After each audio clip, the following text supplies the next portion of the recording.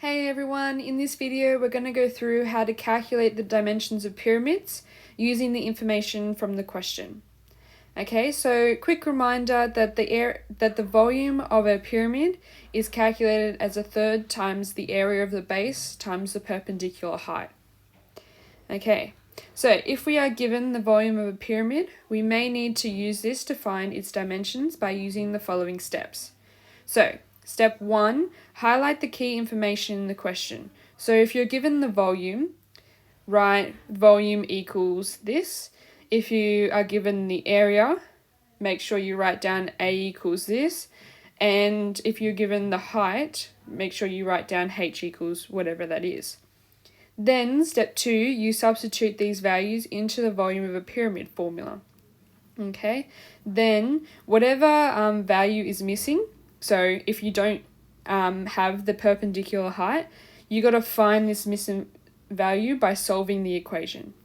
Okay, and then step 4, if necessary, resubstitute the area into the area formula to find the dimensions of the base. So for example, if you needed to find the area of the base, do the first 3 steps, and then if it tells you, oh, find the base of a triangular base of the pyramid, then you need to resubstitute the height of the triangle and the area of the triangle to find the base of the triangle. Okay, let's have a go at an example. So, example, the volume of a pyramid is 1,620 millimeters cubed.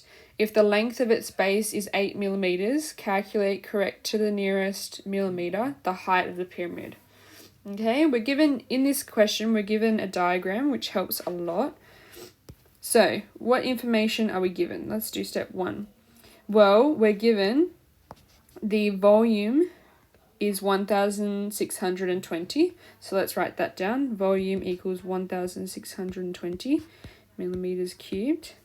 The other thing that we're given is we're given the length of the base, 8 millimeters, which is the length of this section here in the diagram.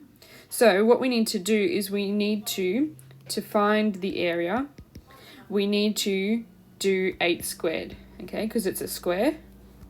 So 8 squared is 64, and this is millimeters squared. Okay, and the last one, height, we aren't given, so we need to find this.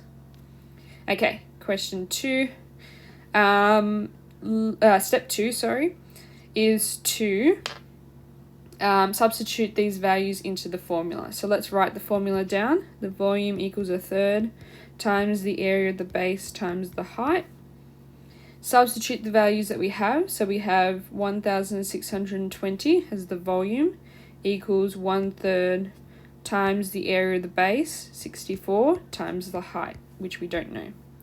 Okay, now we have to solve this. So to solve this, we times both sides by 3. So 1,620 equals 1/3 times 64 times h. Actually, before we do that, we're going to do 1/3 of 64, which equals, well, let's leave it as a fraction, 64 over 3. Then we times both sides. I'm going to do this in a different color.